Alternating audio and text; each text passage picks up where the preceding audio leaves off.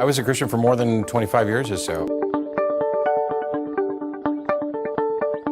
Primarily all of my relatives were Southern Baptists. I remember walking down the aisle at about the age of 5 or so to accept Jesus into my heart.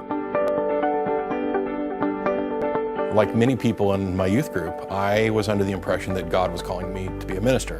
But I was terrified of that because I was terrified of public speaking. I spent about 8 years in the Navy, got out, moved to Austin, worked in the tech industry for a while. When I lost my tech job, I had enough money and enough time to do whatever I wanted. And out of frustration and everything else, it was, you've been a Christian for 25 years, but you've been kind of a crappy Christian for the last 10 or so. And you ran away from this call to the ministry when you were a kid, so let's get right with God. And at that point it was, I'm going to study the Bible, I'm going to read, I'm going to pray, I'm going to seek out advice from other Christians, and hopefully God will direct me wherever He wants me to be. I didn't view things in terms of I'm a theist and there are atheists out there who object. Instead, I viewed it as I'm a Christian and there are non-believers out there who need Jesus and need to be converted. The idea that there were people out there who, for rational reasons, rejected the hypothesis that a God exists never really entered my consciousness at all. My roommate at the time was an atheist, but we had agreed to not discuss religion. But I kind of was going to violate that truce because I thought, if I'm going to be the best Christian I can be, then I have to be able to lead people to Christ. And who needs it more than my atheist roommate friend, who I would rather not see in hell?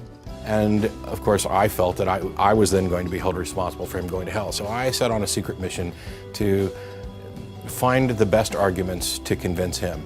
In order to do that, I actually went out and sought out what atheists were saying about my beliefs in particular.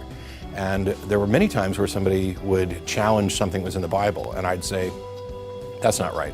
I read the Bible when I was a kid, I read it when I was a teenager, I've read it again in the last year or so as an adult. Either that's not in there or they're misrepresenting it. And invariably, it was in there and it wasn't being misrepresented. There were no good Christian responses, that the apologetics that people offered to try to explain those things really did have logical flaws. And so I spent a great deal of time studying philosophy of science, philosophy in general, logical argument, Aristotelian logic, syllogisms, etc. Clearly there had to be, some argument out there that would hold the God of the Bible true. Eventually it became clear that I couldn't call myself a Christian anymore.